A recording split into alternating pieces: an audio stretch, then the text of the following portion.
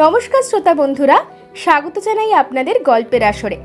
বাংলা সাহিত্যের গল্পের হীরক খনি থেকে তুলে আনা কিছু মণিমাণিক্যের সম্ভার নিয়ে তৈরি আমাদের গল্পের আসর। আমাদের আজকের গল্পটি লেখক রূপম রায়ের কলমে একটি রোমহর্ষক থ্রিলার সাসপেন্স কাহিনী গোয়েন্দা রুদ্রনীল সিরিজের অভিনব হত্যাস্ত্র। আপনারা পুরো গল্পটা শুনে কমেন্ট করে বলে যান গল্পটা কেমন লাগলো। তাহলে বেশি কথা না বলে শুরু করা যাক আমাদের আজকের নিবেদন। আজকাল আমাদের প্রিয় বৌঠানের পীড়াপিড়িতে রোজ সকালে আমায় এবং রুদ্রনীলকে প্রাতঃভ্রমণে বের হতে হচ্ছে। সকাল কথাটা বললাম ঠিকই, তবে বৌঠানের হিসেবে সেটা ভোর 6টার কাছাকাছি। সত্যি এই ঠান্ডার পরিবেশে কোথায় একটু পড়ে পড়ে ঘুমোবো তা না, শীতকালের আমেজটাই আসে ওই সকালবেলা অলসভাবে দেরি করে ঘুম থেকে উঠলে। তবে আমার তাতে বিশেষ কোনো আপত্তি নেই, কারণ হাঁটাহাঁটিও হয়ে যাচ্ছে, অপরদিকে মনটাও সারাটা দিন বেশ ফুরফুরে থাকছে। সুতরাং বলাই যায় যে সকালবেলা প্রাতঃভ্রমণে বেরিয়ে এই একটা লাভ হচ্ছে বটে। কুয়াশা ঘেরা শহরের রাস্তায় হাঁটার একটা আলাদাই আমেজ রয়েছে, যে লোক বের হয়নি তারা সেটা বুঝতে পারবে না। আমি রুদ্রনীলকে এই ব্যাপারে জিজ্ঞেস করায় সে চোটে বলে ওঠে, তোমার বউঠানের না যত সব বাড়াবাড়ি। আরে বাঙালি মানেই শীতের সকালে দেরি করে ঘুম থেকে উঠবে, ঘুম ভাঙলে সকালের খাবারে গরম গরম ধোঁয়া ওঠা ফুলকো ফুলকো লুচি আর ছোলার ডাল খাবে। কোথায় তা না, তার বদলে হাঁটতে যাও।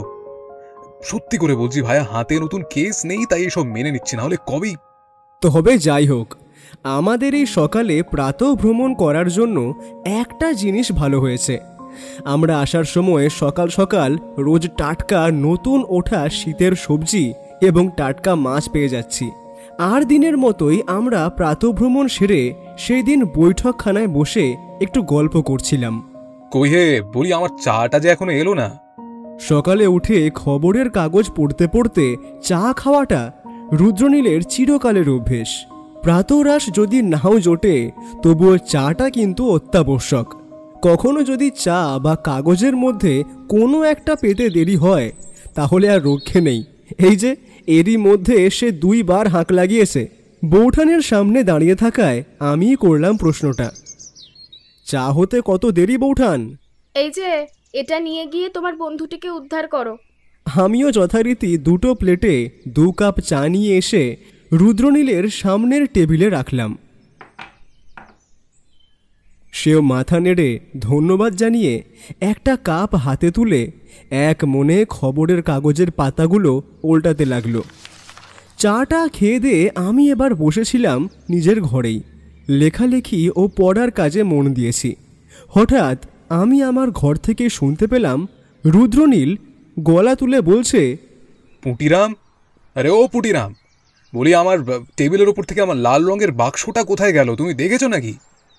রুদ্রনীল যে রীতিমতো বিরক্ত হয়েছে সেটা বেশ বুঝতে পারছিলাম ওর গলা শুনেই।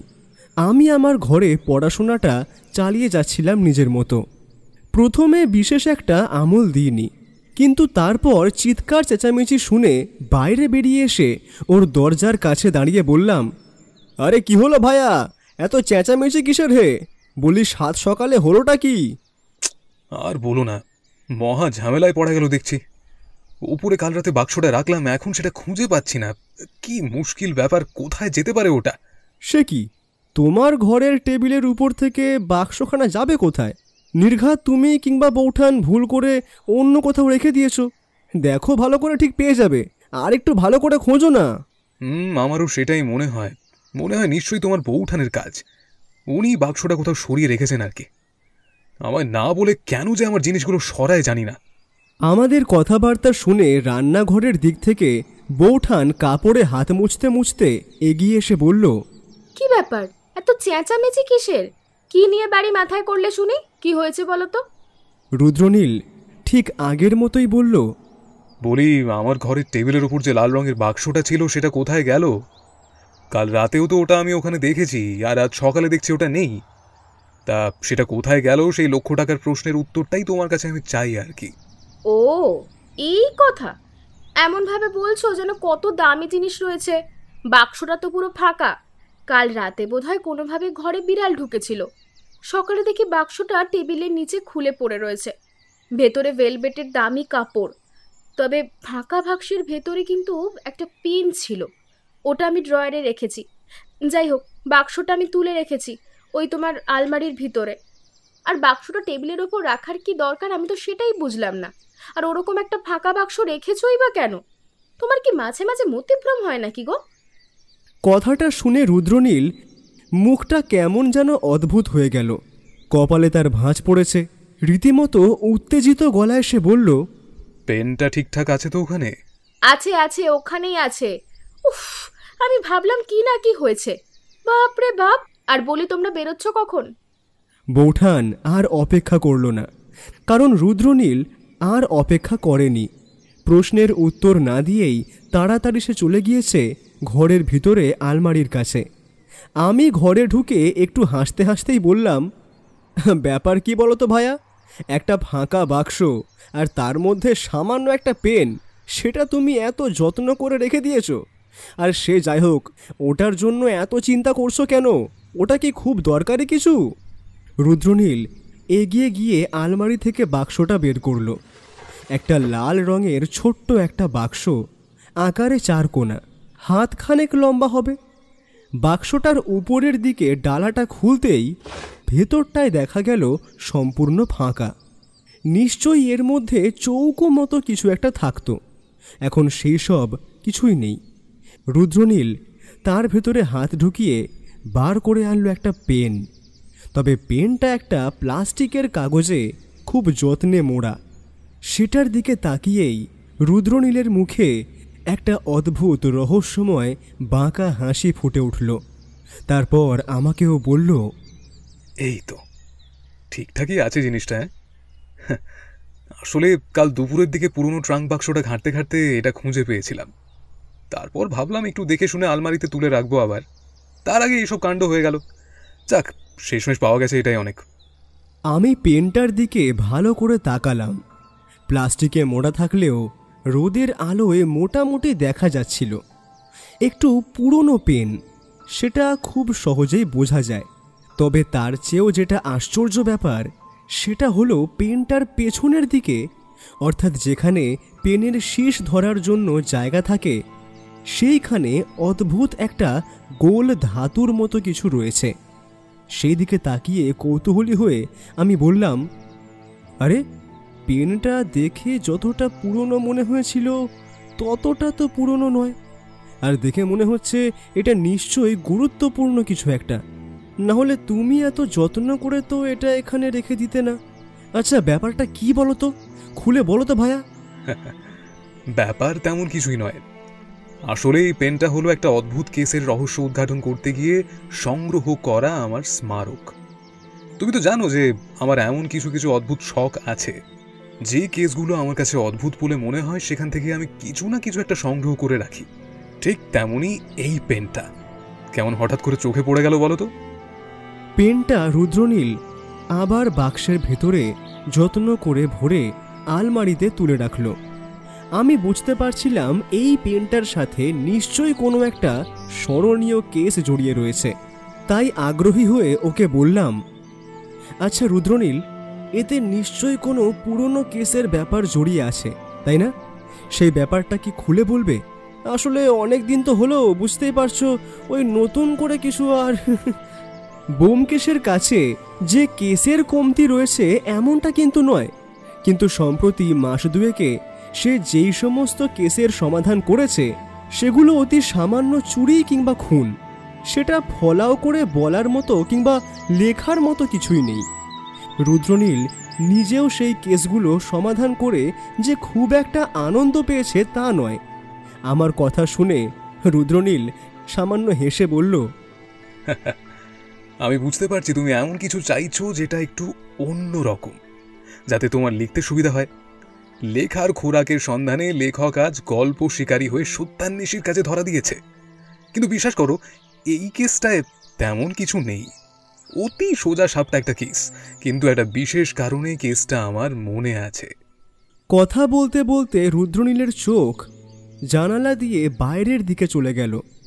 রুদ্রনীল যখন অনেক দিন আগের কোনো কথা ভাববার চেষ্টা করে তখন সে এমনটাই করে। আমি তাকে আগেও এভাবে বিহ্বল হয়ে পড়তে দেখেছি। আমি বুঝতে পারলাম একটা কেসের গল্প আমি শুনতে চলেছি ওর মুখ থেকে। মনটা বেশ উৎফুল্ল হয়ে উঠল, তাই তাড়াতাড়ি সামনের চেয়ারটা দখল করে বসে পড়লাম। রুদ্রনীল মাথার পেছন দিকে হাত রেখে হেলান দিল আমার সামনে রাখা আর একটা চেয়ারে। তখনই সত্য বৌঠান ঘরে প্রবেশ করে বলল, বলি পেয়েছো তোমার ওই কি বলে বাক্সটা? এমন যে কি হিরে জহরত রয়েছে ওখানে। আচ্ছা সত্য, তুমি আমায় একটা কথা বলো তো, এই যে হিরে সোনা মুক্ত এই সমস্ত কিছুর এত দাম কেন হয়? এ আবার কেমন আজব প্রশ্ন। দাম তো এগুলোর বেশি কারণ এর চাহিদা আছে, অথচ সেই হিসেবে এগুলো কম রয়েছে। আসলে আমরা এগুলোকে দামি বলে মনে করি। সোনা আর লোহা দুটোই কিন্তু ধাতু, অথচ সোনাকে আমরা তার উজ্জ্বলতার জন্য গুরুত্ব দিই, তাই সে এত দামি। আর লোহা আমাদের কাছে সহজলভ্য আর বেশি পাওয়া যায়, তাই এটা আমাদের কাছে কম দামি। আসলে আমরা দাম দিচ্ছি বলেই কিন্তু দামি, না হলে সোনা একটা ধাতু আর হিরে সামান্য একটা পাথর খণ্ড, এদের নিজস্ব কোনো দামই নেই। রুদ্রনীলের কথা শুনে মাঝে মাঝে আমি অবাক হয়ে যাই। ও কি সুন্দর সমস্ত বিষয়ে এমনভাবে ভাবতে পারে যেমনভাবে আমরা কখনোই ভাবতে পারি না। এমন দার্শনিক ভাবভঙ্গি সচরাচর দেখায় না সে। যাই হোক, রুদ্রনীল কথা বদলে নিয়ে বলল, সে যাই হোক, সেসব কথা অপ্রয়োজনীয়, কারণ এই সব কথা মানুষ কখনো ভাববে না। মানুষ ভাবলে কিন্তু দুনিয়ার অর্থনৈতিক ব্যবস্থা একটা বিশাল পরিবর্তন চলে আসবে। যদিও সে ভাবনা আসতে হলে অন্য দৃষ্টিকোণ দরকার। যেমন ধরো, সোনা কিংবা আরও কোনো দামি জিনিসপত্র মানুষকে বন্ধক না দিলেই তার দাম কমে আসবে, তবে মানুষ তো কখনোই তা বন্ধ করবে না। আর এর ওপর সরকারের কিন্তু একটা বড় হস্তক্ষেপ রয়েছে। তুমি কি বলছিলে ওই পেনটার কথা, তাই না? আমি বলছিলাম যে ওই পেনটা আসলে কোনো একটা কেসের সাথে হয়তো সম্পর্কিত, যেই কেসটা অতি সাধারণ হলেও তাতে এমন একটা কিছু আছে যেটা তোমার নিজের বড্ড অদ্ভুত লেগেছে। রুদ্রনীল চেয়ারে সোজা হয়ে বসল, তারপর একটু গুছিয়ে নিয়ে বলল, অনেক বছর আগের কথা, প্রায় আজ থেকে 7-8 বছর হবে। এই তদন্তের কাজে তখন আমি প্রথম। সামান্য কয়েকটা কেস নিয়ে নিজেই নিজের হাত পাকিয়েছি, আর পুলিশের 2-1 কেসে সামান্য সাহায্য করে পরিচিতি সবে করতে শুরু করেছি। ঠিক এমন সময় এই ঘটনাটা হলো। তখন অবশ্য এখানে থাকতাম না, তখন থাকতাম অন্যদিকে, তবে পুঁটিরাম আমার সঙ্গেই ছিল। পুলিশের এক অফিসার ছিলেন তখন, তার নাম গোবিন্দ সামন্ত।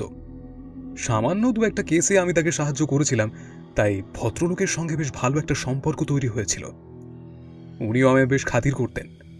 তার বয়স আমার থেকে অনেকটা বেশি হলেও তিনি কিন্তু একদম বন্ধুর মতো মিশতেন আমার সাথে। কথায় কথায় গোবিন্দবাবু বলতেন, রুদ্রনীল বাবু, ওই গোটা দুনিয়াতে বুঝলেন একটু বন্ধুর মতো হওয়া দরকার। সবাই বন্ধুর মতো না হলে এই সমাজে বেঁচে থেকে কোনো লাভ নেই। বন্ধুত্ব এমন এক সম্পর্ক যেখানে রক্তের বন্ধন না থাকলেও হৃদয়ের বন্ধন সবচেয়ে শক্তিশালী হয়। সত্যিকারের বন্ধু সেই যে তোমার হাসির পেছনের দুঃখটা বুঝে ফেলে। সবার কাছে যদি গোমরা মুখে কিংবা ভয় পেয়ে থাকতে হয়, তাহলে তো হয়ে গেল, দুদিনে সব শেষ।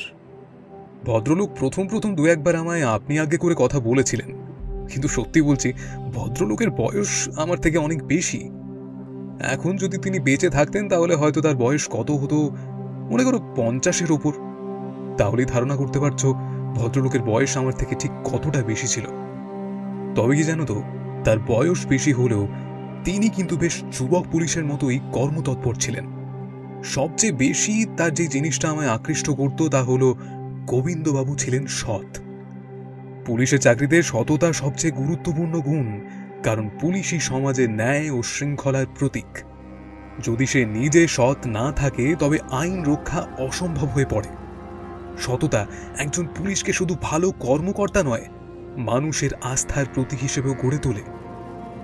এই গোবিন্দবাবু জীবনে কখনো পুলিশের চাকরিতে 1 টাকাও অন্য উপায় উপার্জন করেননি। এখন তো এসব আকসার হচ্ছে। একদিন সকালে গোবিন্দবাবু টেলিফোন করে বললেন, রুদ্রনীল, তুমি যদি কোনো কাজে ব্যস্ত না থাকো তাহলে একবার চলে এসো তো। এই মিত্তির লেনের বাজারের কাজটা রয়েছে। মাছ বাজার পেরিয়ে যেখানে সবজি বাজার শুরু হয়েছে তার কাছেই একটা খুন হয়েছে। আমি ওখানেই রয়েছি। গোবিন্দবাবুর কথা শুনে টেলিফোনটা রেখে সবে জামা বদলে নিচ্ছি, পুটিরাম চা এনেছে, চায়ে চুমুকও দিচ্ছি। ঠিক তখনই বাইরের সিঁড়িতে কার যেন পায়ের শব্দ শুনতে পেলাম। পুটিরাম এগিয়ে গেল দরজা খুলতে।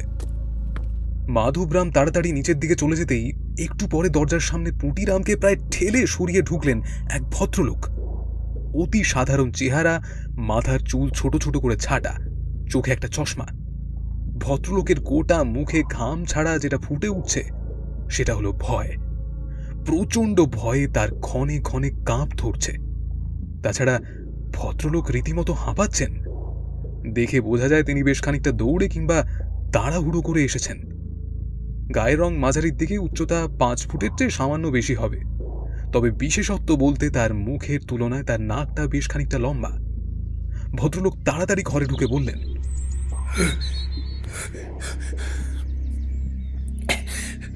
রুদ্রনীল বাবু, হ্যাঁ, আপনার কাছে এসে আপনি আপনি আপনি নিশ্চয়ই মিত্তিতের বাজারের কাছে হওয়া খুনটার খবর এখনো পাননি, না?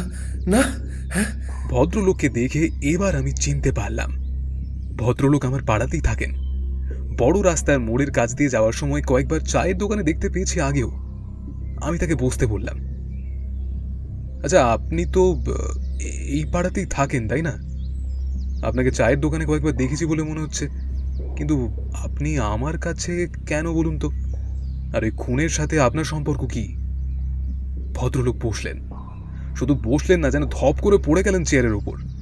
তারপর ধরা গলায় বললেন, আপনার সাথে পুলিশের ভালো যোগাযোগ আছে রুদ্রনীল বাবু। আর তাছাড়া শুনেছি আপনি পুলিশের সাথেই কাজ করেন। আমি আমি একটু আগে মিত্তিরদের বাজারের কাছে একটা খুন হতে দেখেছি। খুন! তার কথা শুনে আমি চমকে উঠলাম। তবে তার সাথে একটা খটকাও লাগলো। লোককে খুন হতে দেখলে হয় বলে খুন হতে দেখেছি, আর না হলে বলে খুনিকে দেখেছি। কিন্তু ভদ্রলোক বললেন খুন দেখেছি। ব্যাপারটা কি? কৌতূহল হলো আমার। ভদ্রলোক তখন রীতিমতো ভয় পাচ্ছেন। তাই পুটিরামকে ভদ্রলোকের জন্য জল আনতে বলে আমি তাকে শান্ত হয়ে বসতে বললাম। বেশ খানিকটা সময় নিয়ে তিনি একটু ইতস্তত করে বললেন, আমি জানি রুদ্রনীল বাবু, আপনি হয়তো আমার কথা বিশ্বাস করছেন না। আমি খুনিকে দেখিনি, খুন হতে দেখিনি, অথচ শুধু খুন দেখেছি। ব্যাপারটা আপনার কাছে অদ্ভুত বলে মনে হতে পারে, কিন্তু আমি নিজেও জানি না আমি আসলে কি দেখেছি। কিন্তু দেখেছি, তা খুব অদ্ভুত। হ্যাঁ হ্যাঁ। আপনি একদম ঘাবড়াবেন না, আগে শান্ত হন। আর আপনার নামটা বলুন। আমার নাম সমল লাহিড়ী। আমি একটা সরকারি অফিসে কেরানির কাজ করি। আজ রবিবার, তাই আজ কাজ ছুটি ছিল। সকালের দিকে বাজারে গিয়েছিলাম, আর তারপরে পুটিরাম জল নিয়ে এসেছিল। ভদ্রলোক জলটা হাতে নিয়ে শুধু খেলেন না, যেন গোগ্রাসে গিলে নিলেন। তারপরে একটু ধাতস্থ হয়ে রুমালে মুখ মুছে বললেন, আপনার কাছে সময় আছে তো রুদ্রনীল বাবু? তাহলে আমি আপনাকে প্রথম থেকে ব্যাপারটা বলি, আসলে কি হয়েছে আমার সাথে। আমি মাথা নাড়িয়ে সম্মতি জানাতেই ভদ্রলোক বলতে শুরু করলেন, মিত্তিরদের বাজারে আপনি নিশ্চয়ই এর আগে গিয়েছেন বহুবার। মিত্তিরদের বাজারে আগে পরে মাছের বাজার, আর তারপর সবজি বাজারের মধ্যে খানিকটা ফাঁকা জায়গা আছে। জায়গাটা অনেক সময় ভ্যাটের কাজ করে, পাশাপাশি বেশ কয়েকটা বাড়ির পেছনের দিক ওখানটা। আর তার মাঝখান দিয়ে একটা ছোট গলি চলে গেছে। সেই গলিটা মাছের বাজার থেকে সবজি বাজারকে যুক্ত করেছে। সামনের দিকে কি আছে তা আমি জানি না। আমি প্রতি রবিবার সকালের দিকে বাজারে যাই, আজও তেমনই গিয়েছিলাম। মাছের বাজার থেকে ঘুরে এসে গলি পেরিয়ে সবজি বাজারের দিকে গেলাম। এক মিনিট, মাছের বাজার থেকে সবজি বাজারে যাওয়ার জন্য ছোট গলি আছে সেটা আমি জানি, তবে বড় রাস্তাও তো আছে। তা আপনি বড় রাস্তা হয়ে গেলেন না কেন? কোনো বিশেষ কারণ ছিল কি? ওটাই আমার ভুল হয়েছে। আর আসলে মাছের বাজার শেষ হয়ে উল্টো দিকে তো সবজির বাজার, মাঝখানে বড় পুরনো বাড়ি। বড় রাস্তা দিয়ে গেলে খানিকটা সামনের দিক হয়ে আবার ঘুরে যেতে হয়, গলি দিয়ে বেরিয়ে গেলে কাছাকাছি পড়ে। মাছের বাজার আর সবজির বাজারে আমার চেনা দুজন লোক রয়েছে, যারা রয়েছে তাদের কাছ থেকে আমি প্রতি রবিবার ওই মাছ আর ওই সবজি কিনি। ওরাও আমায় চেনে, ফলে দুপক্ষেরই সুবিধা হয়। প্রতি রবিবার আপনি ওই দুজনের কাছ থেকে মাছ আর সবজি কেনেন, তাই তো? বেশ, বুঝতে পেরেছি। তারপর বলুন। মাছের বাজার পেরিয়ে ছোট গলি দিয়ে সবজির বাজারের দিকে যাওয়ার আগে কি মনে হতে সামনের সোজা গলিটার দিকে আবার তাকালাম। ডান হাতে সবজির বাজার, বাঁ হাতে বড় রাস্তা পেরিয়ে গিয়ে সামনের লেনে পড়েছে। আর সেই ছোট্ট গলির দিকে তাকিয়ে দেখতে পেলাম দুজন দাঁড়িয়ে কথা বলছে। তবে দুজনের মধ্যে কারো মুখটাই ভালোভাবে দেখতে পেলাম না। প্রথম কারণ হলো আমি তাড়াহুড়োয় ছিলাম, তাই অতটা মনোযোগ দিইনি।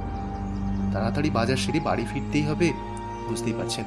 রবিবারের সকাল, গিন্নির হাতে রান্না করা খাবার, সেসব ভাবতে ভাবতেই তাড়াহুড়ো করছিলাম, তাই প্রথমে তেমন কিছুই লক্ষ্য করিনি। আমি ভদ্রলোকের কথা শুনে একটু সোজা হয়ে বসলাম। তার দুটো চোখ কেমন হয়ে আসছিল, যেন মনে হচ্ছিল এবার তিনি আসল কথাটা বলবেন। আমি নিজের মতোই সবজি বাজারে চলে যাই। তারপর সবজি কিনে ফেরার সময় আবার ওই গলিটার কাছে এসে কি মনে হতে একবার পেছন দিকে তাকিয়ে দেখতে পাই গলির ভেতরেই এখন একজন বসে রয়েছে, আর কেউ নেই। তবে সে আমার দিকে পেছন করে বসে আছে। একবার দেখে মনে হলো এই লোকটাকে এর আগেও আমি এখানে দেখেছি। একটু আগেই যে দুজনকে দেখলাম তাদের মধ্যে এই লোকটা ছিল, কিন্তু লোকটা অদ্ভুতভাবে সামনের দিকে তাকিয়ে আমার দিকে পেছন করে দেওয়ালে হেলান দিয়েছিল। ব্যাপারটা কেমন অদ্ভুত লাগলো। একটু আগেই দুজন এখানে দাঁড়িয়ে কথা বলছিল, আর এখন একজন উবু হয়ে বসে আমার দিকে পেছন করে রয়েছে। ব্যাপারটা কি? একটু কৌতূহল হতে এদিক ওদিক তাকালাম, দেখলাম কেউ কোথাও নেই। দুবার সামনের দিকে এগিয়ে গেলাম। গলিটার ভেতরের দিকে সোজা গিয়ে দু একটা বাড়ির কাছে আড়াল হয়ে যেতে বুঝতে পারলাম এখানে গলিটার শেষ। কিন্তু কিন্তু ভদ্রলোক তখনও ওভাবেই বসে আছে। আমি একটু সাহস করে কৌতূহল নিয়ে গলা তুলে বললাম, এই যে আপনি এখানে একা বসে কি করছেন? কোনো সমস্যা হয়েছে নাকি আপনার? মাঝে মাঝে এমনটা হয়, হঠাৎ করে যদি কারোর শরীর খারাপ হয়ে গেল তখন সে রাস্তার কোনো ফাঁকা জায়গায় খুঁজে সেখানে বসে পড়ে। দূর থেকে ভদ্রলোকের ধুতি আর সাদা রঙের পাঞ্জাবি দেখে বেশ বয়স্ক বলেই মনে হয়েছিল আমার। আমি আরেকটু এগিয়ে গেলাম, কিন্তু লোকটা কোনো উত্তর তো দিলই না, আমার দিকে ঘুরেও তাকালো না। আমার বিস্ময় আরও বাড়ছিল। আমি ততক্ষণে আরও খানিকটা এগিয়ে গেছি। ভেতরটা অন্ধকার হওয়ার কারণে কাছাকাছি এসে পড়ে দেখতে পাচ্ছি না ভালো করে। তবে মনে হলো ভদ্রলোকের পিছনের দিকের জামার কাজটা বোধহয় সামান্য ভেজা, আর সেই জামার ধার দিয়ে একটা একটা লাল রঙের ধারা এসে নেমেছে নিচে রাস্তার উপরে। সঙ্গে সঙ্গে চমকে উঠলাম। এতক্ষণে বুঝতে পারলাম তার ওভাবে হেলান দিয়ে বসে থাকার কারণ। কোথাও বোধহয় গুরুতর আঘাত লেগেছে। আমি ভাবলাম মাথা টাথা ফেটে গেছে নাকি। এসব ভেবে সামনের দিকে আর একটু এগিয়ে যেতে যেতে দেখলাম তার গলার কাছটা ভেজা। ঠিক তখনই মনে হলো বড় ভুল করে ফেলেছি ও সময়ই এখানে এসে। খুব ভয় পেয়ে তাড়াতাড়ি পিছিয়ে গেলাম। গলিটা থেকে বাইরে বেরিয়ে পাশের গলিতে ঢুকতে যাব, ঠিক সেই সময় উল্টো দিকে বড় রাস্তা থেকে দু তিনজনকে একসাথে আসতে দেখলাম এদিকে। আমি তাড়াতাড়ি পা বাড়ালাম।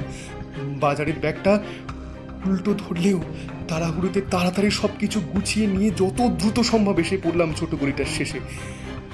গলিটা বেরোবার সময় একবার তাকিয়ে দেখলাম দু তিনটে লোক ততক্ষণে গলিটার অপর প্রান্তে এসে পড়েছে। আমার ভয় আরো বেড়ে গেল। তারপর আর কিছু জানেন রুদ্রনীলবাবু? এতক্ষণে তার কথা শুনে আমি একটা নিঃশ্বাস ফেলে বললাম, অর্থাৎ আপনি ভয় পাচ্ছেন আপনি গোটা কেসটায় ফেঁসে যেতে পারেন, তাই তো? কারণ আপনার সন্দেহ যে গলির শেষে যে লোকগুলো এসে দাঁড়িয়েছিল তারা কেউ আপনাকে দেখে থাকতে পারে, তাই তো? আর এই গোটা কেসে যদি একবার আপনি ফেঁসে যান তাহলে আপনাকে দোষী প্রমাণ করতে ওই 3 জন সাক্ষী দেবে, আর সেখান থেকে আপনি সহজে বের হতে পারবেন না। তার কারণ আপনি ওই সময় ওখানে গিয়েছিলেন, অথচ আপনি যে খুন করেননি সেটা কেউ বিশ্বাস করবে না, এটাই ব্যাপার, তাই তো? হ্যাঁ, এটাই ব্যাপার। একদম ঠিক ধরেছেন আপনি, একদম ঠিক। এবার এবার আপনি আমায় সাহায্য করুন রুদ্রনীল বাবু, দয়া করুন। আপনি আপনি দেখুন, আমি আমি সত্যি বলছি, আমি এ ব্যাপারে কিছুই জানি না। আমি আমি তো নির্দোষ। আমার একটা ব্যাপার মাথায় আসছিল এই সময়, তবে আমি চুপ করে বসে রইলাম, কিছুই বললাম না। আসলে এই সময় কিছুই বলা যায় না। রুদ্রনীলকে থামানোটা ঠিক হবে না। একটু থেমে রুদ্রনীল এবার বলল, কিন্তু আপনি যে মিথ্যে কথা বলছেন না তারও তো কোনো প্রমাণ নেই সমরবাবু। আপনার মুখের কথায় তো আর সবটা বিশ্বাস করা যায় না। আর তাছাড়া এই কেসটা এখন পুলিশের হাতে চলে গিয়েছে। আমি জানি গোবিন্দবাবু আমায় যে কেসের ব্যাপারে ডেকেছেন এটা হলো সেই কেস। প্রথমে গিয়ে ব্যাপারটা দেখি, তারপর না হয় বাকি সব বিষয় নিয়ে মাথা ঘামানো যাবে।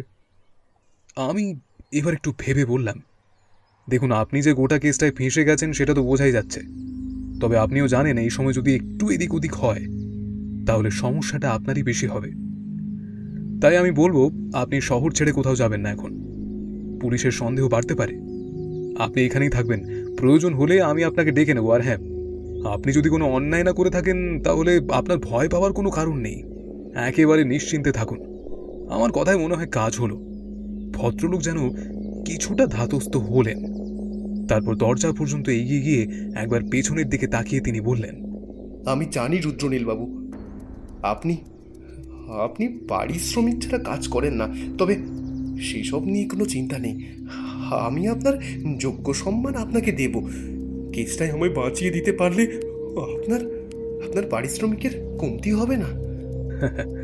ওনার এই কথার আমি কোনো উত্তর দিলাম না। সামান্য হেসে ভদ্রলোককে আশ্বস্ত করতেই তিনি বেরিয়ে গেলেন।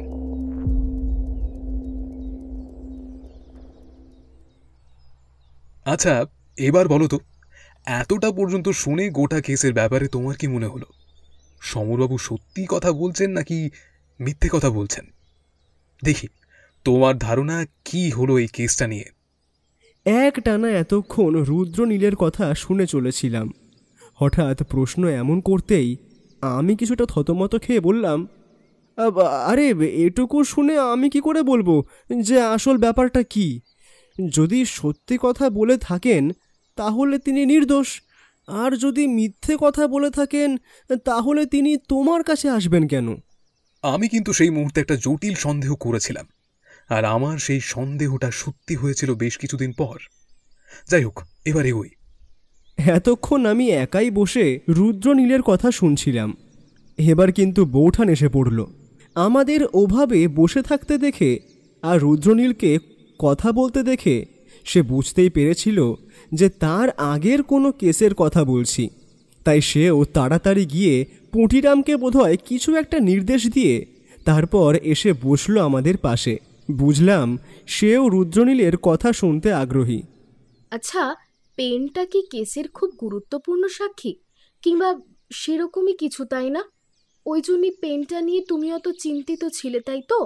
ঠিক বলেছ বৌঠান, আমারও এমনটাই মনে হচ্ছিল। না হলে এমন একটা পেনের জন্য তোমার কর্তা অতটা উত্তেজিত হবে কেন? আর সেই ব্যাপারেই তো গল্প চলছে। রুদ্রনীল আমাকে ওই কেসটাই ভেঙে বলছে এখন। তা যাই হোক, তারপরে কি হলো?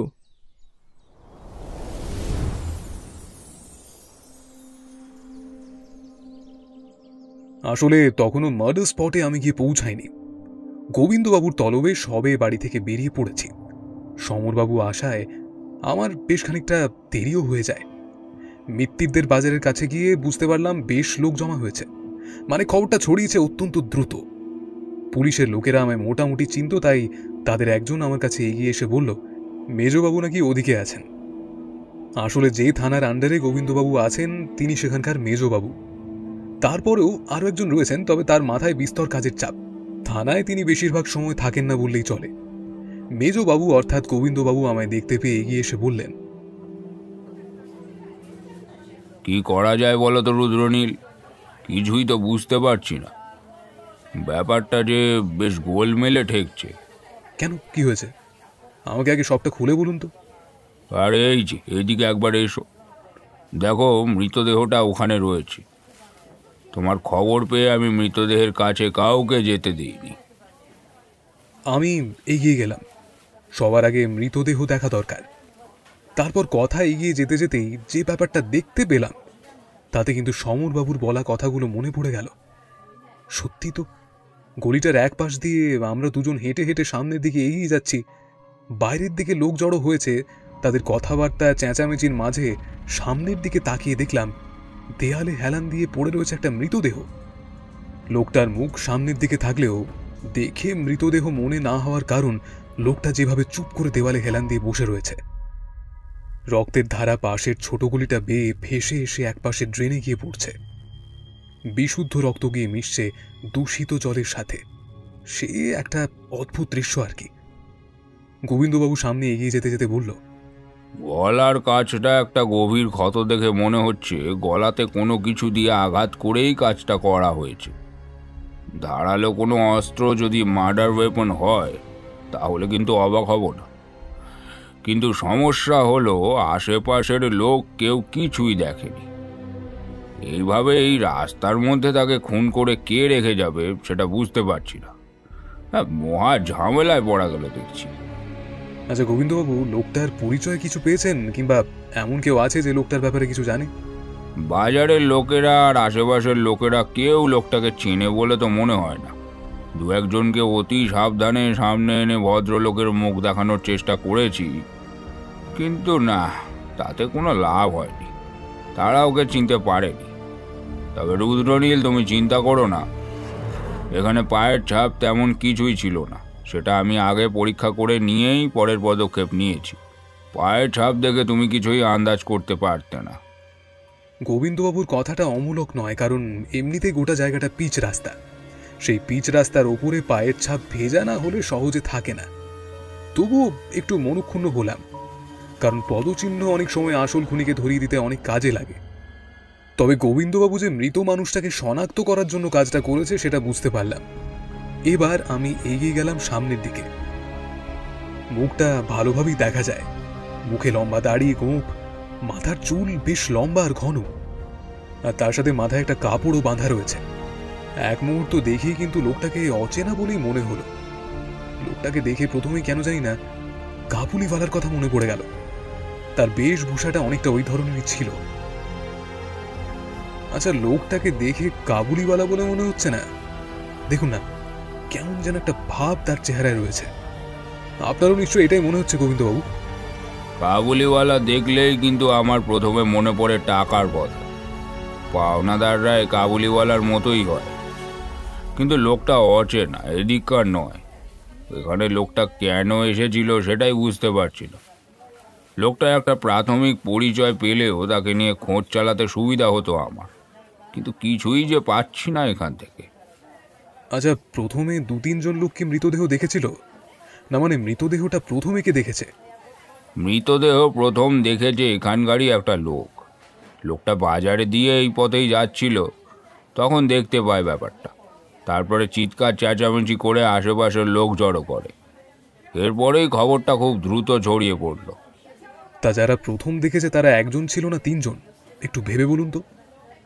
গোবিন্দবাবু বোধহয় এবার আমার কথায় সামান্য অবাক হলেন। একটু থমকে গিয়ে বললেন, একজন ছিল, ওই যে ওই লোকটা, ওই দেখো না ওখানে দাঁড়িয়ে রয়েছে। লোকটা বুঝতে পারলো তাকেই ডাকা হচ্ছে। গোবিন্দবাবুর ইশারায় সামনের দিকে এগিয়ে এলো। আমি তার দিকে তাকিয়ে কড়া গলায় বললাম, তা তুমি এই মৃতদেহ দেখেছো তাই না? তাহলে প্রথমে কি দেখেছিল বলো তো? একদম ভেবে বলবে, ঠিক কি দেখেছিলে? আমি এখান দিয়ে যাচ্ছিলাম বাবু। আসলে মাঝের বাজারে আমি বসি। ওখান থেকে এই পথে আমার একজন চেনা লোকের কাছে সবজির বাজারে যাওয়ার সময় ব্যাপারটা দেখলাম। আসলে আমার তো এইদিকেই ঘোরাঘুরি থাকে, তাই ব্যাপারটা দেখে আমি একটু অবাকই হয়ে গিয়েছিলাম। এই পথে সহজে কেউ একটা যায় না, তাহলে লোকটা এখানে বসে আছে কেন? লোকটাকে এভাবে ওখানে বসে থাকতে দেখে এগিয়ে গিয়ে যখনই বুঝতে পারলাম ব্যাপারটা খুন, তখনই তাড়াতাড়ি গিয়ে সবাইকে ডেকে আনলাম। আমার মনে হয়েছিল তখনও যদি চেষ্টা করি হয়তো ওনাকে বাঁচাতে পারবো। তা ব্যাপারটা দেখে তোমার খুন বলে মনে হলো কেন? আত্মহত্যা কিংবা দুর্ঘটনা তো হতে পারে। প্রথম দেখাতেই খুন ভাবার কারণ কি মশাই? দুর্ঘটনায় কেউ এভাবে মরে নাকি? আর যদি সেটাই হয়ে থাকে স্যার, তাহলে তো আশেপাশে কোনো অস্ত্র পাওয়া গেল না কেন? আমার মনে একটাই সন্দেহ জাগছিল। এবার কিন্তু তার কথায় আমি অবাক হয়ে গেলাম। কথাগুলো সে খুব ভুল বলেনি। গোবিন্দবাবুর দিকে তাকাতেই গোবিন্দবাবু আমাকে বললেন, সত্যি রুদ্রনীল, আশেপাশে কিন্তু কোনো অস্ত্র পাওয়া যায়নি। ও ঠিক কথাই বলছে। ব্যাপারটা কেমন যেন অদ্ভুত। আত্মহত্যা তো হতে পারে না এটা, আর দুর্ঘটনা তো এভাবে হয় না। যদি ওর মাথায় কোনো বাড়ির দেয়াল ভেঙে পড়তো তাহলে না হয় মানা যেত, কিন্তু ঠিক ঘাড়ের কাছে কিছু একটা ছুরি জাতীয় এসে পড়বে আর সেটা কর্পূরের মতো উধাও হয়ে যাবে, সেটা তো হয় না। এটা নিশ্চিন্তে খুন। কেউ একজন খুন করে পালিয়ে গেছে, আমাদেরকে তাকে খুঁজে বের করতে হবে। আমার কিন্তু সমরবাবুর বলা কথাগুলো মনে পড়ল। তার মানে ভদ্রলোক মিথ্যে বলেননি, ব্যাপারটা ঠিকই দেখেছেন। কিন্তু খুনটা করলো কে? তাহলে কি সমরবাবু যখন আগে এখানে এসেছিলেন তখন? আশেপাশের আরো কয়েকজনের সাথে কথা বলা হলো। অবশ্য কেউই নিজে থেকে কথা বলার জন্য এগিয়ে আসতে চাইছিল না। খামোখা পুলিশি জেরায় কেই বা জড়াতে চায়? তবে প্রথম যে লোকটি মৃতদেহ দেখেছিলেন তারপরেই সবাই দেখেছে। তবে সমরবাবুর দেখা সে 3টে লোককে তার মধ্যে পাওয়া গেল না। হয় আমরা চিনতে পারিনি, আর না হয় লোকগুলো এদিকে না দেখেই সামনের দিকে চলে গিয়েছে। সমরবাবু তো গলির শেষ প্রান্তে গিয়ে ওদেরকে অপর প্রান্তে দেখতে পেয়েছিলেন। তখন অনেক কিছুই ঘুরতে লাগলো মাথার মধ্যে। গোবিন্দবাবুকে বললাম মৃতদেহ পোস্টমর্টমের জন্য পাঠিয়ে দিতে। রিপোর্ট এলে আমায় জানাতে বললাম। যদিও নিশ্চিত যে খুন হয়েছে, ওই ঘাড়ের কাছে আঘাতের জন্যই খুনটা হয়েছে, তবুও একবার সেটাকে বৈজ্ঞানিকভাবে নিশ্চিত করা দরকার। গোবিন্দবাবু বললেন, এমনিতে কি আর কেস কম আছে যে হঠাৎ করে এমন একটা কেস এসে পড়ল? রবিবারের সকালে পুরো মেজাজটাই বিগড়ে গেল। এখন লোকটাকে খুঁজে বার করো, তারপরে লোকটাকে খুন করলো কে সেটা খুঁজে বার করো। আর কিছু না করতে পারলেই তো সব দোষ এসে পড়বে পুলিশের ওপর। কি করি বলো তো, সব দিকেই হয়েছে জ্বালা। দেখুন, লোকটার ব্যাপারে একটু খোঁজ খবর নিতে হবে। লোকটার নাম কিংবা ঠিকানা যা কিছু একটা খুঁজে বার করতে হবে, বুঝলেন? আর তারপর আমি দেখছি। ততক্ষণে আমিও আমার মতো কাজটা শুরু করি। কিছু নতুন তথ্য পেলে আপনিও আমায় জানাবেন, আর আমি যদি কিছু পাই সেটাও জানাবো। এরপরে ওখানে দাঁড়িয়ে থাকার কোনো মানে হয় না। অগত্যা আমি বাড়ি ফিরে এলাম। আর বাড়ি ফিরে আসতে আবার মনে পড়ল সমরবাবুর কথা। তিনি দুজনকে দেখেছিলেন, তাহলে দ্বিতীয় জন নিশ্চয়ই ও সময় আক্রমণ করতে আসেনি। তার মানে কি যিনি মারা গিয়েছেন তার কোনো বন্ধু কিংবা কাছের কেউ এই কাজটা করেছে? সবকিছু মিলেমিশে মাথায় একটা জট পাকাতে লাগলো। দেখতে দেখতে 3টে দিন কেটে গেল। গোবিন্দবাবু লোকটার ব্যাপারে কোনো খবর দিতে পারলেন না। আমিও সেরকম কিছুই করতে পারলাম না। কেসটা পুরোই ঘেঁটে আছে। তবে এর মধ্যে একদিন সমরবাবুর সঙ্গে দেখা হলো। বেশ দূর থেকেই তাকে দুবার ডাকলাম, সমরবাবু, ও সমরবাবু, শুনছেন? তিনি কিন্তু শুনতে পেলেন না। তারপর খানিকটা এগিয়ে যেতেই হঠাৎ পায়ের শব্দ শুনেই বোধহয় তিনি পিছনের দিকে তাকিয়ে দেখলেন। আমাকে দেখে সামান্য চমকে গিয়ে তারপর হেসে উঠলেন আর বললেন, আরে এই দেখুন, আপনার সঙ্গে দেখা হয়ে গেল যে। আচ্ছা, ওই ব্যাপারটার কিছু হলো নাকি? মানে জানতে পারলেন খুনি কে? মানে ওই যে লোকটার মৃত্যুর ব্যাপারে। না সমরবাবু, কোনো খবর তো পাওয়া যায়নি। ভদ্রলোকের ব্যাপারে এখনো জানতেই পারলাম না কিছু। কেস এগোতে গেলে তো সামান্য তথ্য দরকার, সেটাই আমাদের কাছে নেই। আচ্ছা, আপনি যে সেদিন লোকটাকে ওই ভদ্রলোকের সঙ্গে দেখেছিলেন, তার মুখ দেখতে পাননি, তাই না? না রুদ্রনীলবাবু, দেখতে পাইনি। আর কি করা যায় বলুন তো? যদি দেখতে পেতাম তাহলে হয়তো খুনিকেও দেখতে পেতাম। এমন একটা ব্যাপার ঘটে গেল রুদ্রনীলবাবু, অথচ সামান্যর জন্য আমি ভদ্রলোকের মুখ দেখে বেশ হতাশ বলেই মনে হলো। ওনার ভাবভঙ্গি কিছুটা রহস্যময়। অবশ্য এ ব্যাপার সত্যি যে ক্ষণিকের দেখার সুযোগটা সামান্যের জন্য হারিয়েছেন তিনি। আর বেশি কথা হলো না, তিনি বাড়ির দিকে চলে গেলেন। কিন্তু সে চলে যাওয়ার আগে তার ঠিকানাটা আগে জেনে নিলাম, কারণ এই জিনিস পরে কাজে লাগলেও লাগতে পারে। পরদিন সকালে গোবিন্দবাবু টেলিফোন করে জানালেন যে লোকটি মারা গিয়েছে, তার ব্যাপারে খোঁজ পাওয়া গিয়েছে। মৃত্যুদের বাজার এলাকায় কেউ তাকে না চিনলেও মদন ঘোষের বাড়ির কাছে যে হাই স্কুল রয়েছে তার পেছনে একটা মেস বাড়ি আছে। সেই মেস বাড়িতে বেশ অনেকেই ভাড়া নিয়ে থাকে, আর এই লোকটি নাকি সেখানেই থাকত। লোকটির একটাই ব্যবসা, যেটা আমি প্রথমে সন্দেহ করেছিলাম। বিপদগ্রস্ত মানুষের চড়া সুদে টাকা ধার দিয়ে থাকেন, তারপর সেই টাকা তাদের কাছ থেকে আবার আদায় করেন। ওই যে কাউলিওয়ালা বলেছিলাম, কথাটা ঠিকই বলেছিলাম, তিনি ওই রকমই। তবে তার সুদের পরিমাণ নাকি একটু বেশি চড়া। মানুষ বিপদে পড়লে তখন এইসব আর দেখে না, প্রয়োজনে তার কাছ থেকে টাকা নেয়। শুধু তাই নয়, তার কাছে অনেক কিছু বন্ধক রেখেও অনেকে টাকা নেয়।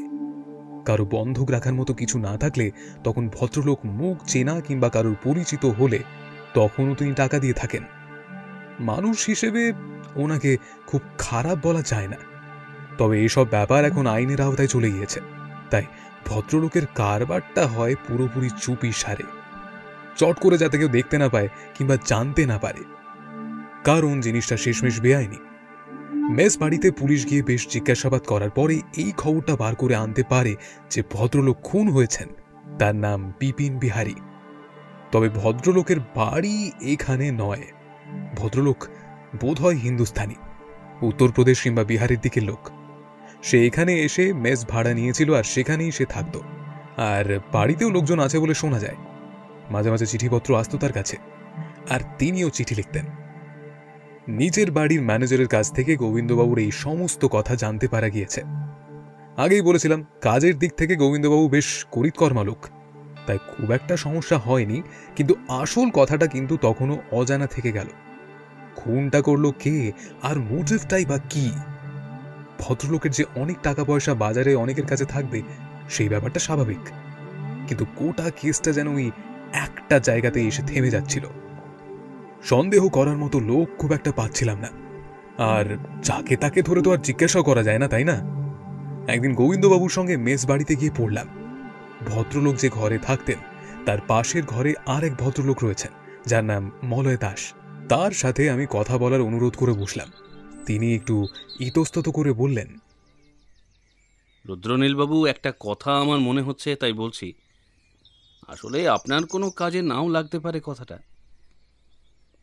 এই যেদিন ওই বিপিনবাবু খুন হলেন, মানে আমরা তো জানতে পেরেছিলাম সন্ধ্যের দিকে। সেদিন সকালে সে কারো সঙ্গে দেখা করতে গিয়েছিল। আসলে বেরোবার সময় তার সাথে আমার প্রায় কথা হতো। আমার আজ মাস দুয়েক কাজ নেই, বেশ কিছু টাকা আমি বিপিনের কাছ থেকে ধার নিয়েছিলাম। তবে সত্যি বলছি, ধারে টাকা কিংবা সুদ কোনো কিছুর জন্যই সে আমায় কখনোই তাগাদা দেয়নি। সে আমায় খুব পছন্দ করত, বলেছিল আগে চাকরি পাই, তারপর না হয় ভাবা যাবে। তা বেরোবার সময় রোজই তার সঙ্গে আমার একটু একটু কথা হতো। সে বলেছিল তার কারোর কাছ থেকে টাকা আনতে যাওয়ার কথা রয়েছে। অনেকদিন ধরে সে নাকি টাকা দিচ্ছে না, আজ বেশ কিছু টাকা তাকে দেবে। আর ওই মৃত্যুদের বাজারের কাছেই যাবে বলে বলছিল। এরপর আর কথা হয়নি। আচ্ছা, কার সাথে দেখা করতে যাবে বা ঠিক কোন জায়গায় দেখা করতে যাবে সেটা বলেছিল? মৃত্যুদের বাজারে আশেপাশে তো লোকজন খুব একটা থাকে না, যা আছে পুরনো দিনের বাড়ি। সেখানে কারুর বাড়ি নাকি? আমার সেটা মনে হয় না। আসলে বলেছিল মৃত্যুদের বাজারের ওখানে তার সাথে একজন দেখা করতে আসবে। লোকটা কোনো সরকারি অফিসে কাজ করে, এর বেশি কিছু আমি শুনিনি। তবে আমার মনে হয় কি, ওই টাকার জন্যই ওই লোকটা খুন করেছে বিপিনকে, আর তারপর ওখান থেকে পালিয়ে গেছে। বিপিনকে খুন করলে তো আর টাকা দিতে হবে না, টাকার হিসেব কারোর কাছে থাকবে না।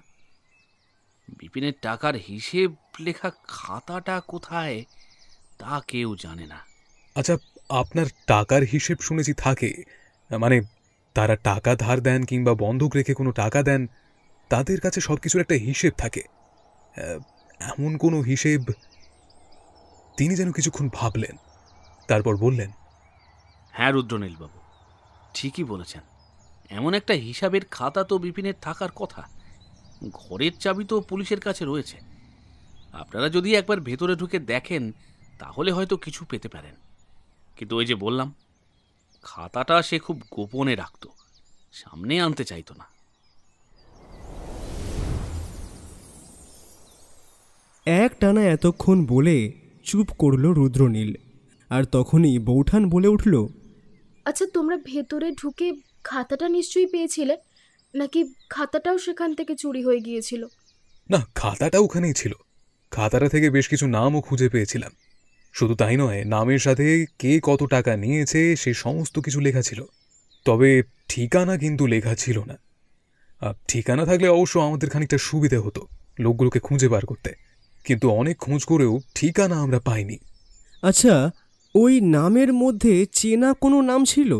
মানে তুমি চেনো বা পুলিশ জানে এমন?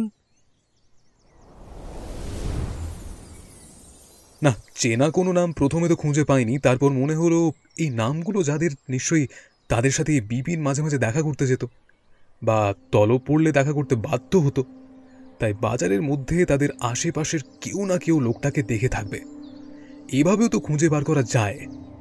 আসলে বিপিন কাদের সাথে দেখা করতে যেত আর সেদিন সকালে সে কার সাথে দেখা করতে গিয়েছিল মৃত্যুদের বাজারে, সেটা জানাটা খুব দরকার ছিল, নাহলে তো খোঁজ পাওয়া যাবে না। আমার ভাবনা মতো বিপিনের দুটো ফটো নিয়ে আমরা পরদিন সকালে গেলাম মৃত্যুদের বাজারে। এদিক ওদিক বেশ কিছুক্ষণ দেখতে লাগলাম। মাছের বাজারে তার ছবি দেখাতে দেখাতে চলেছি, হঠাৎ করে একজন মাছওয়ালা বলে উঠল, আরে এই লোকটাই তো সেই লোকটা সেদিন যে মারা গিয়েছিল। হ্যাঁ স্যার, এই লোকটা সেদিন মারা গিয়েছিল, কিন্তু সকালে লোকটাকে আমি আমার কাছে দেখেছিলাম।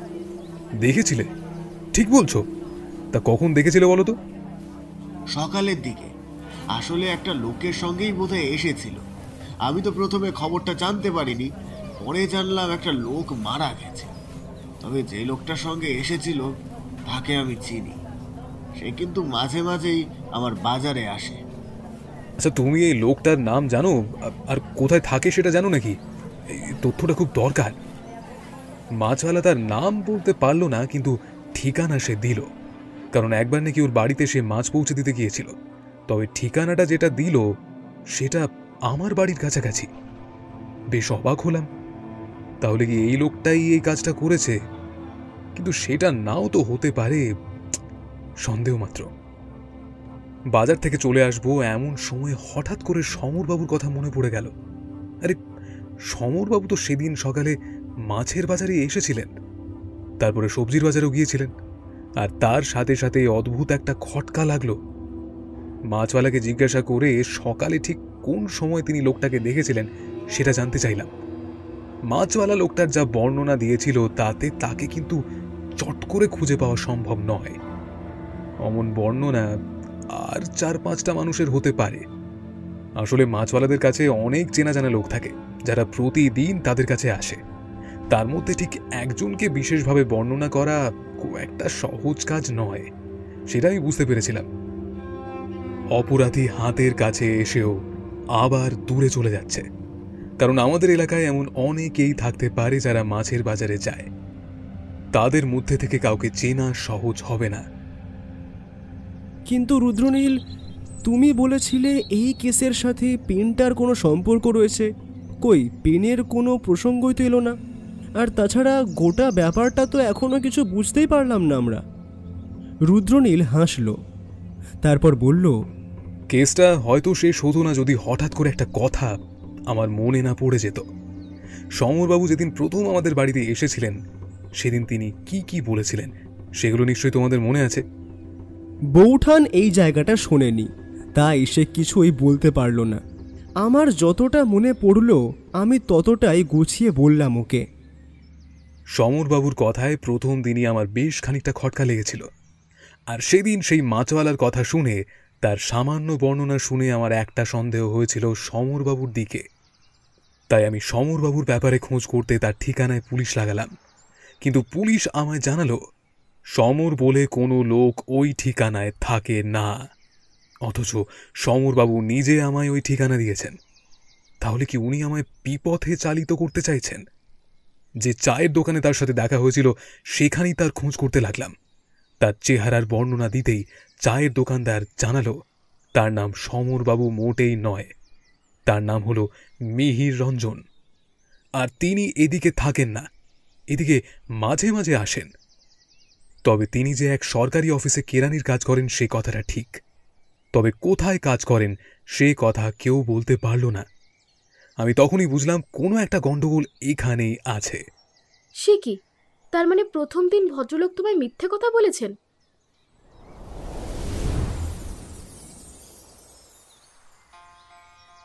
ভদ্রলোক প্রথম দিনই শুধু মিথ্যা কথা বলেননি, আমায় পরেও বিভ্রান্ত করার চেষ্টা করেছিলেন। কিন্তু তিনি যে কেন এই কাজটা করেছিলেন সেটা আমি প্রথমে বুঝতে পারিনি, যদিও পরে বুঝতে পেরেছিলাম। অবশ্য সেটা অনেকটাই পরে। ভদ্রলোকের ব্যাপারে খোঁজ নেওয়ার জন্য আশেপাশে অনেকের সাথে কথা বলি, এমনকি পুলিশকেও সেই কাজে লাগাই। প্রায় 7 দিনের মাথায় খবরটা আমার কাছে আসে। মিহির রঞ্জন নামে এক ভদ্রলোক কাছেই এক সরকারি অফিসে কেরানির কাজ করতেন বটে, কিন্তু প্রায় দিন 10 আগে তিনি সেখান থেকে কাজ ছেড়ে দিয়ে অন্যত্র চলে গিয়েছেন। কোথায় চলে গিয়েছেন, কেন গিয়েছেন, তার কোনো কিছুই জানা যায়নি। আমি তার বাড়িওয়ালার কাছ থেকে অনেক কিছুই জানতে পেরেছিলাম। যে লোকটি মারা গিয়েছে অর্থাৎ বিপিন বিহারী, সে মাঝে মাঝে তার বাড়িতে টাকার জন্য যেত। আসলে বছর 2 আগে মিহির রঞ্জনবাবু তার মেয়ের বিয়ের জন্য বেশ কিছু টাকা চড়া সুদে তার কাছ থেকে নিয়েছিলেন। সরকারি অফিসে কাজ করলেও বাড়ি ভাড়া এমনকি অন্যান্য খরচ মেটাতে গিয়ে হাতে তার কিছুই থাকতো না। তাছাড়া তার 3 মেয়ে, তার মধ্যে বড় মেয়ের বিয়েতে তিনি তার সমস্ত সঞ্চয় খরচ করেছিলেন। মেজ মেয়ের বিয়েতে তিনি ধার করেছিলেন। এখনও তার কাছে ছিল ছোট মেয়েটি।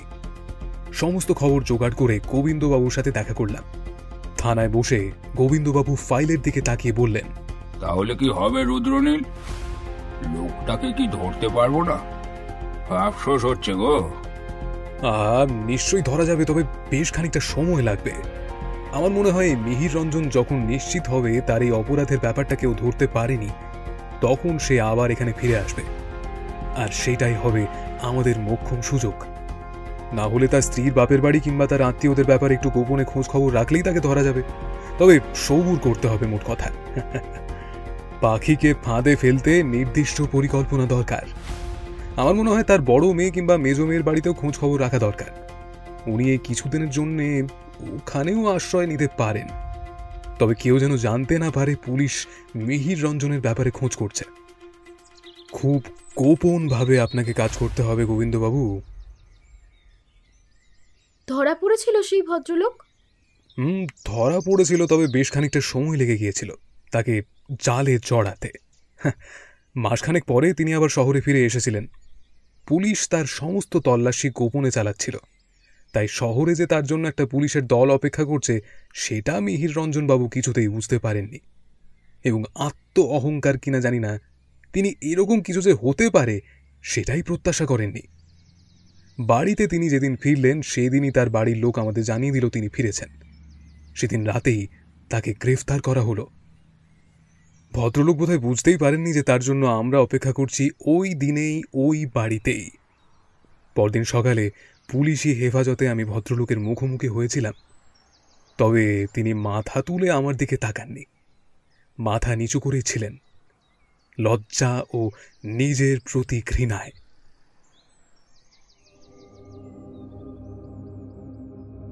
মিহিররঞ্জনবাবু, গোটা ব্যাপারটা আপনি ভালোই পরিকল্পনা করেছিলেন, কিন্তু সামান্য ভুল হয়ে গেল, তাই না?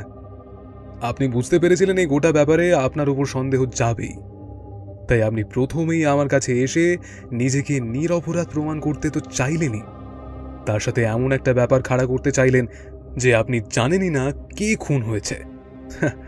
আপনার মাস্টার স্ট্রোক। কিন্তু আপনি হয়তো ভাবতে পারেননি আমরা বিপিন বাবুর বাড়ি খুঁজে পাব, এমনকি ওখানে গিয়ে তার হিসেবের খাতা খুঁজে থেকে আপনার খবর পাব। আর আপনি আরো নিশ্চিন্ত ছিলেন, কারণ আপনি আমায় যে পরিচয় দিয়েছেন তা তো ভুয়ো। আপনি প্রতিবার আমায় সমরবাবু বলে পরিচয় দিয়ে আমায় বিভ্রান্ত করেছিলেন, যাতে আপনার আসল নাম আমি জানতে না পারি। কারণ যদি আপনার আসল নাম আমি জানতাম তাহলে বিপিন বাবুর খাতায় আপনার মিহির রঞ্জন নামটা দেখেই আপনাকে ধরে ফেলতে পারতাম। তাহলে আমায় এত কাঠখড় পোড়াতে হতো না। কিন্তু আপনার একটা ছোট্ট ভুল হয়ে গিয়েছিল মশাই। আপনি বলেছিলেন আপনি মাছের বাজার থেকে বেরিয়ে সোজা চলে গিয়েছিলেন সবজির বাজারে, তারপর সেখান থেকে ফেরার সময় ব্যাপারটা দেখতে পেয়েছিলেন।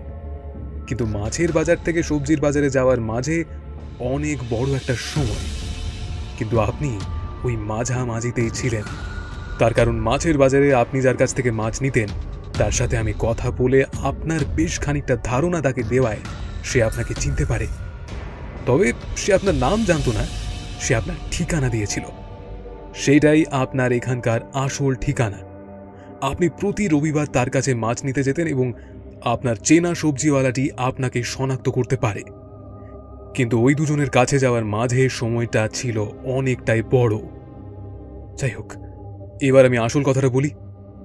মিহির রঞ্জন বাবু একদম চুপ করে রইলেন। গোবিন্দবাবু একবার তার দিকে তাকিয়ে তারপর আমার দিকে তাকিয়ে বলল, কিন্তু খুনের কারণ কি ওই টাকা নাকি আরো কিছু আছে? আমার মনে হয় পুরোপুরি টাকা নয়। আসলে টাকা হয়তো মিহির রঞ্জন বাবু কোনো না কোনো একদিন ফিরিয়ে দিতেনি। তার কারণ মিহির বাবু একজন সরকারি চাকুরে। তাছাড়া তার ব্যাপারে আমি যতটা খোঁজ নিয়েছি তাতে তার সম্পর্কে খুব একটা খারাপ কোনো কথা আমি শুনতে পাইনি। বোধহয় এই বিপিন বিহারী টাকার জন্য বারবার তার পিছু পিছু ঘোরা এবং সবার সামনে তাকে অপমান করার ব্যাপারটা তার খারাপ লেগেছিল। অমনটা ঘটেছিল বারংবার। এমনকি সেদিন কথা বলার জন্য ডাকার পরেও সে মাছের বাজারের কাছে বেশ কয়েকবার বোধহয় টাকার কথা বলে মিহিরবাবুকে একটু বেশি বিব্রত করে ফেলেছিল। সেখান থেকে জন্ম নেয় ক্রোধ, আর ক্রোধ থেকে মৃত্যু। মনে আছে গোবিন্দবাবু, আপনাকে বলেছিলাম কাবুলিওয়ালার কথা? কাবুলিওয়ালারা আসলে নিজের টাকা ঠিক বার করে নিতে জানে। তারা টাকা দিত, তার সাথে সারাদিন ছায়ার মতো লেগে থেকে তাকে বিরক্ত করে করে নিজের টাকা বার করত। আমার মনে হয় মিহিরবাবুর কাছে হয়তো সত্যি দেওয়ার মতো টাকা ছিল না। এতক্ষণ চুপ করে থাকলেও মিহিরবাবু এবার মুখ তুললেন, তারপর চিৎকার করে বললেন, না, ছিল না, ছিল না রুদ্রনীল বাবু। বিশ্বাস করুন, বিশ্বাস করুন, আমার কাছে যদি টাকা থাকতো তাহলে আমি নিশ্চয়ই দিয়ে দিতাম, নিশ্চয়। কেন শুধু শুধু এভাবে প্রতিদিনও আমার বাড়িতে গিয়ে আমার স্ত্রীকে, এমনকি এমনকি আমার মেয়েকে পর্যন্ত অপমান করতো, এমনকি আমার আমার ছোট মেয়ের সাথে সে নোংরামি করার চেষ্টা করেছিল। বাড়িওয়ালা বাড়ি ভাড়া দেবে না বলে দিয়েছিল। আমার কাছে আর করার মতো কিছু ছিল না। আমি তাকে বুঝিয়ে বলতে চেয়েছিলাম সমস্তটা, কিন্তু কিন্তু সে আমার কোনো কথাই শোনেনি। তাই তাই সেদিন তাকে টাকা দেব বলেই ওখানে ডেকেছিলাম। আর তারপর মৃতদেহ দেখে কিন্তু আমার একটা সন্দেহ হয়েছিল। আসলে মৃত্যুটা ওখানে হলেও মৃতদেহ ওভাবে বসিয়ে দিয়ে এসেছিলেন মিহির রঞ্জন বাবু নিজেই। তিনি নিজেও খেয়াল করেননি তিনি খুন করেছিলেন যেটা দিয়ে, সেটা তিনি তাড়াহুড়োতে আবার তার পকেটে করে নিয়ে চলে এসেছিলেন। কি তাই তো মিহিরবাবু? কথাটা শুনে মিহিরবাবু নিজের পকেটের দিকে তাকালো। তার পকেটে ঠিক আগের দিনের মতো সে একটা টিপটপ পেন। আমি এগিয়ে গিয়ে পেনটা হাতে তুলে নিলাম। তারপর পেনটার মুখটা খুলতেই বেরিয়ে এলো একটা নিব। তবে সেটা নিব নয়, আসলে টিপ পেনের যে জায়গাটা দিয়ে নিবটা বাইরে ভেতরে করা যায় তার নিচের দিকে রয়েছে একটা ধারালো অংশ, যেটা ঘুরিয়ে নিচের দিক করা হয়েছে এখন। তবে সেটাকে উল্টো দিকে ঘোরালেই সেটা একটা অস্ত্রের মতো বাইরে বেরিয়ে আসবে। আর সেটা দেখেই বললাম, মেহেরবাবু, এটাই তো ছিল তাই না? এটাই তো মরণ অস্ত্র। আমি খেয়াল করে দেখেছিলাম এই পেনটা আপনার কাছে সব সময় থাকে। সেদিন যখন আপনি আমার বাড়িতে গিয়েছিলেন তখনও ছিল। পেনের এই অংশটার একদম শেষের দিকে সামান্য কিছু লেগেছিল প্রথমে। আমার মনে হয় পেনটা হয়তো লাল কালির, তাই না? তাই পেনের শেষের অংশ থেকে কোনোভাবে কালি লেগেছে আপনার জামায়। কিন্তু পরে বুঝতে পারলাম আসলে ওটা রক্ত। আপনি তাড়াহুড়োয় মাথা ঠিক রাখতে না পেরে পেনটা সঙ্গে করে নিয়ে গিয়েছিলেন। কিন্তু সত্যি বলছি, আপনি আমায় ঘোল খাইয়ে দিয়েছিলেন মশাই। যদি মাছওয়ালা আর সবজিওয়ালা আপনাকে প্রতি রবিবার দেখতে দেখতে অভ্যস্ত না হয়ে যেত তাহলে হয়তো এত সহজে আপনাকে খুঁজে বার করতে পারতাম না। আর ওই যে ওই আপনার নামটা। কিন্তু এদিকে আপনি হঠাৎ করে নিরুদ্দেশ হয়ে গেলে সন্দেহ আপনার উপরেই পড়ত। তবুও আপনি প্রতি রবিবার একই মাছওয়ালা আর একই সবজিওয়ালার কাছ থেকে বাজার করে বড্ড বিপদে পড়ে গেলেন মশাই। তার মানে এই কলমটা একটা খুনির মার্ডার ওয়েপন, আর এটা তুমি ঘরে যত্ন করে রেখে দিয়েছো? একবার ভেবে দেখো, পেনটার পেছনের দিকটা চেপে বার করলে সেটা দিয়ে সুন্দরভাবে লেখা যায়, অথচ পেনের যে অংশটা দিয়ে সেটা বুক পকেটের সঙ্গে ঝোলানো থাকে সেই অংশটাকে অদ্ভুতভাবে উল্টো দিকে যদি ঘোরানো যায় তাহলে বেরিয়ে আসবে অস্ত্র, আর সেই ধারালো অস্ত্র দিয়ে গলার কাছে একটা সঠিক জায়গাতে জোরে চাপ দিতে পারলেই কেল্লা ফতেহ। আর এই কলম অত্যন্ত অভিনব, কারণ এই ধরনের কলম এদিকে পাওয়া যায় না। আসলে এই কলমটাকে দেখলেই কেসটার কথা বারবার ভাবতে ইচ্ছে করে। সত্যি কি অনন্য মার্ডার ওয়েপন। আমি বন্ধ আলমারিটার দিকে আরও একবার তাকালাম। রুদ্রনীল তখনও হাসছে। তার হাসির শব্দ ছাপিয়ে আমি যেন দেখতে পেলাম সেই লাল রঙের বাক্সটা, আর তার ভেতরে প্লাস্টিক দিয়ে মুড়িয়ে রাখা পেনটা, খনি পেন। তবে পেনটাকে যেন পেন মনে হলো না, মনে হলো একটা ধারালো অস্ত্রের মতোই পেনটা ঝকঝক করে উঠল এই ঘরের অল্প আলোতেও। সত্যি এমন কাজ রুদ্রনীলের পক্ষেই সম্ভব। বৌঠান থমথমে মুখ নিয়ে রান্নাঘরের দিকে চলে গিয়েছিল। রুদ্রনীল বলল, তোমাকে প্রথমে জিজ্ঞাসা করেছিলাম না ওই সমরবাবু অর্থাৎ মিহির রঞ্জন বাবুর কথা শুনে তোমার কি মনে হয়েছিল? আমার কিন্তু সেদিনই মনে হয়েছিল ভদ্রলোক কিছু একটা ভুল বলছেন, আর না হলে মিথ্যে বলছেন বা গোপন করছেন, অর্থাৎ ব্যক্তি রহস্যময়। কারণ গোটা ব্যাপারটা এত সুন্দরভাবে গুছিয়ে তিনি বলেছিলেন, এমনটা সহজে বলা কারোর পক্ষে সম্ভব নয়। তিনি ঠান্ডা মাথার খুনি। তবে ওই যে বলে, খুনি খুনের কোনো চিহ্ন রেখেই যাবে, কারণ নির্ভুল হত্যা হয় না। আর এই কলমটায় ছিল সেই চিহ্ন। এই চিহ্ন স্বয়ং খুনি আমার বাড়ি বয়ে এনেছিল। যখন সে একটা মৃতদেহ দেখে ভয় পেয়েছে, তার পক্ষে সম্ভব নয় এত কিছু সুন্দরভাবে ব্যাখ্যা করা, অথচ তিনি সেটা করেছিলেন। আসলে কি জানো তো, মানুষকে ঠেকায় পড়লে কত রকম পরিস্থিতিতে মানিয়ে নিতে হয়। তবে কি জানো, এই কেসে আমি প্রথমে ব্যাপারটা ভালোভাবে বুঝতে পারিনি। এখন হলে হয়তো তাকে খুব সহজেই গ্রেফতার করে পুলিশের হাতে তুলে দিতাম। রুদ্রনীল কথা শেষ করে উঠে দাঁড়ালো। সে স্নানে যাবে। আমিও আমার চেয়ার ছাড়লাম পাশের ঘরে যাওয়ার জন্য। ব্যাপারটা লিখে রাখতেই হবে। আমি মনে মনে ভাবি, অপরাধ আসলে মানুষের মনের এক অন্ধকার থেকে জন্ম নেয়, কিন্তু তার ছায়া ছড়িয়ে পড়ে সমাজের আলোয়। সব অপরাধী খারাপ নয়, অনেকে শুধু হারিয়ে যায় ভালো আর মন্দের মাঝের সূক্ষ্ম সীমারেখায়। কোনো কোনো অপরাধ বিচার নয়, বোঝাপড়ার দাবি রাখে। কারণ যে সমাজে সহানুভূতির অভাব, সেখানেই অপরাধ জন্ম নেয় ন্যায়ের ছদ্মবেশে। প্রতিটি অপরাধ এক একটি বিকৃত স্বপ্ন, যার ভেতরেও লুকিয়ে থাকে ন্যায়ের কোনো বিকল প্রতিচ্ছবি। কেউ অপরাধ করে ক্ষুধায়, কেউ অহংকারে, কেউ নিঃসঙ্গতায়। অপরাধী সবসময় খারাপ হতে চায় না, কখনো সে অপরাধ করে নিজেকে প্রমাণ করতে, কখনো বা নিজের যন্ত্রণাকে ভুলে থাকতে।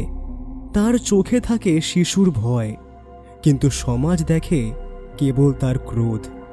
অপরাধ আসলে এক ধরনের নিঃশব্দ আত্মদহন, যেখানে যুক্তি ও অনুভূতি একে অপরের সঙ্গে লড়াই করে। ন্যায় ও অপরাধ দুটি মানুষের সৃষ্টি, কিন্তু বিবেক জানে এদের সীমারেখা কত সহজে ঝাপসা হয়ে যায়। প্রতিটি অপরাধ তাই এক একটি ব্যর্থ সংলাপ, মানুষের সঙ্গে সমাজের, কিংবা নিজের সঙ্গে নিজের। অনেক সময় অপরাধী সমাজের আয়না হয়ে ওঠে, যেখানে প্রতিফলিত হয় আমাদের অস্বীকার করা সত্যগুলো। ন্যায় যখন নিস্তব্ধ হয়ে যায়, তখন অপরাধ কথা বলে, আর তখনই বোঝা যায় অপরাধ মানে কেবল আইন ভাঙা নয়, বরং এক গভীর মানসিক আরতি। এক বিকৃত আত্মার প্রতিবাদ। আজকের মতো আমাদের গল্পের আসর এখানেই শেষ হলো। আপনারা এতক্ষণ শুনছিলেন লেখক রূপম রায়ের কলমে অভিনব হত্যাস্ত্র। গল্পটা শুনে কেমন লাগলো এবং এই সিরিজের গল্প আরও শুনতে হলে কমেন্ট করে বলতে হবে, তাহলে আমরা আরও তাড়াতাড়ি এরকম অনেক গল্প আনবো, কথা দিচ্ছি। গল্পটা আশা করি খুব ভালো লেগেছে, আর খুব বেশি ভালো লাগলে সাবস্ক্রাইব করতে কিন্তু ভুলবেন না। না, জোরাজুরি নেই, ভালো লাগলে তবেই। আর সবাই খুব ভালোবাসা নেবেন আর অনেক ভালো থাকবেন।